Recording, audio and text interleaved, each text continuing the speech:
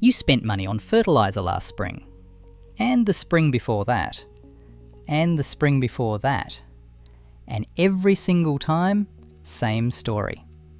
Plants look good for a few weeks, then the soil goes back to what it was, and you're back at the garden centre buying another bag. Here's what nobody told you. There is a soil amendment that costs essentially nothing to make. You can produce it from dead branches and yard waste you'd throw away anyway. You put it in your soil once, and it keeps working for decades without buying anything else ever again. It's been used for over 2,000 years. The UN has published guidelines on it. Cornell University has studied it for 20 years. And the companies selling you $200 worth of fertilizer every season have absolutely no interest in talking about it. Let me show you what it is and exactly how to use it. 2,000 years ago in the Amazon jungle, farmers figured something out. The soil in the Amazon is terrible. It's thin, red, and nearly useless for growing food. Heavy rains wash everything out of it constantly. Modern scientists consider it one of the worst farming soils on the planet. But when researchers explored old settlement sites deep in the Amazon, they found something strange. Patches of soil that were jet black. Deep, rich, incredibly fertile. Not just historically fertile, still fertile today, 2,000 years later, with zero maintenance. Growing crops that the surrounding red dirt couldn't support. Scientists dug into it, analysed it, and found out what made it different. Charcoal. Buried deliberately in the soil by ancient farmers. Not ash from a fire, actual chunks of charcoal, produced by burning wood slowly with very little oxygen so it carbonizes instead of turning to ash. Those ancient farmers discovered that this charcoal didn't just disappear into the ground, it transformed the ground. And it kept transforming it for centuries. That's what we're talking about today. It's called biochar, and it's the closest thing to a permanent soil upgrade that exists. Here's the simple version. Take a tiny piece of biochar and look at it under a microscope. What you see isn't a solid chunk of carbon. It looks more like a sponge. Thousands of tiny holes, tunnels, and chambers running through it in every direction. That structure does two things. First, it holds nutrients. When you water your garden or it rains, nutrients dissolve and move down through the soil, past the roots, out of reach, gone. That's why you have to keep buying fertilizer, because the nutrients you paid for last season washed away. Biochar's holes catch and hold those nutrients right in the root zone, like a sponge holding water instead of letting it drain straight through. Plants get access to what they need. Nothing disappears. Second, it gives beneficial bacteria a home. Your soil has billions of microscopic organisms that break down organic matter and feed your plants. They need a place to live. Biochar's pore structure is essentially a city for soil life. More bacteria means more natural fertility cycling. Your soil starts feeding itself. And here's the part that matters most. This is a physical thing. It's structure. It doesn't wear out. It doesn't wash away. It doesn't evaporate. The charcoal structure in Amazon soils has been sitting there, working, for 2,000 years. Researchers estimate biochar in typical garden soil can last 500 to 1,000 years. You put it in, it stays. It works. Forever. The list of what improves is basically everything home gardeners spend money on. Vegetables that need heavy feeding, tomatoes, peppers, squash, corn. All of them benefit because nutrients stop washing out between waterings. Fruit trees and berry bushes. Raised beds that deplete every season. Container plants where nutrients flush out with every watering. Lawns that go patchy and compacted.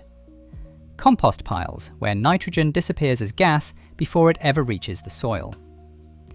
In a 2011 review that looked at 57 separate field studies across multiple countries and crop types, average crop yields improved roughly 10% after biochar application. not in a laboratory, in actual fields, with real farmers, using material most of them made from their own waste at zero cost. That 10% isn't the point though. The point is that it doesn't stop. Year 2 is better than Year 1. Year 5 is better than Year 2. Every season the microbial life expands, the nutrient retention improves, the structure deepens. You're not managing a problem, you're building something. The US fertilizer and soil amendment market is worth $24 billion a year. The average home gardener spends $150 to $400 every single season on products that wash out of their soil and need replacing next year. Over 20 years of gardening, that's potentially $8,000 in bags of stuff that's gone by fall. Biochar has been in peer-reviewed research since the 1980s. Cornell University has run dedicated research programs on it for decades. The UN Food and Agriculture Organization has published guidelines recommending it for sustainable soil management. The USDA has funded multiple trials across the United States. So why hasn't anyone at a garden centre ever mentioned it to you? Think about it.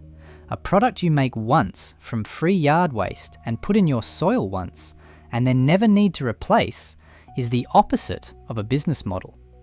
There is nothing to sell you next spring, nothing to restock, no repeat purchase, no subscription. The fertilizer industry earns $24 billion a year because your soil depletes on schedule and you come back. Biochar breaks that schedule permanently. That's not something a company earning money from your annual return is going to advertise. Step 1. Get the right material. Biochar is not barbecue charcoal, not campfire ash. Those have burnt completely. The pore structure is destroyed. You need material that's been slowly carbonized, not fully burned. You can buy it. It's available on Amazon and at garden centers labeled as biochar or activated soil carbon. A 1 cubic foot bag costs $15 to $30. One bag treats about 20 square feet of garden bed. You can also make it yourself for free. Take a steel trash can, drill a few small holes near the bottom, fill it with dry branches and wood scraps, build a fire underneath. As it heats up, you'll see small flames at the holes. That's gas escaping. When those flames die out, cover the holes completely and let it cool overnight without opening it. What's inside should be black, lightweight, structured charcoal. That's biochar. Step 2. Charge it first. This is the step most people skip. Fresh biochar is basically an empty sponge. If you throw it straight into planted soil, it will absorb nutrients from the soil before it gives anything back, temporarily making things worse. Do not skip this. Charging is simple. Mix your biochar with finished compost at roughly 1 part biochar to 4 parts compost. Let it sit in a pile or a bucket for 2 to 4 weeks. The biochar absorbs nutrients and microbes from the compost. It arrives in your soil already loaded and ready to work. Step 3. Put it in the root zone. Mix charged biochar into the top 6 to 12 inches of soil at roughly 10% of the total volume. For a raised bed, that's about 1 to 2 cubic feet of biochar per 50 cubic feet of bed. Dig it in. Don't just spread it on top. You want it where the roots are. For fruit trees, dig a shallow trench following the outer edge of the canopy and work charged biochar into it before refilling. The roots grow outward and find it naturally. For containers, replace about 10% of your potting mix with charged biochar.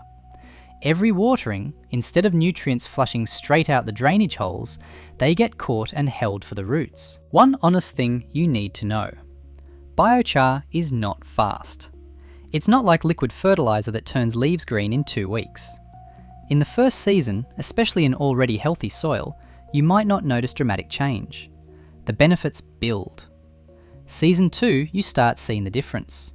By season 5, the soil is genuinely different, darker, more structured, producing consistently without the crashes between applications. If you have a serious deficiency right now in a crop that's already growing, fix the immediate problem with a fast fertilizer first. Then add biochar as the long-term infrastructure underneath it. Also, making it yourself produces smoke. In tight suburban areas or places with burn restrictions, purchasing is the practical option. The math still works. A $30 bag of biochar against $400 a year in fertilizer over 20 years is not a difficult calculation. 2,000 years ago, somebody in the Amazon buried charcoal in their field. They didn't have a research paper, they didn't have a university backing them.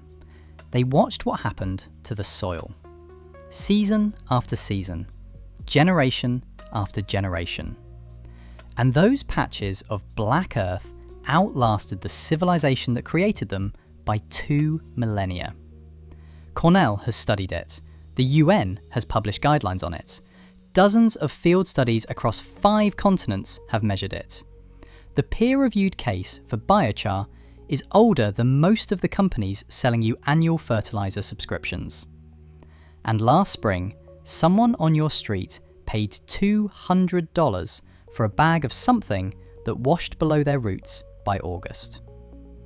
If this was useful, share it with someone who's been buying the same fertilizer every year, wondering why their garden never seems to get better. They deserve to know there's a one-time fix that's been documented for decades.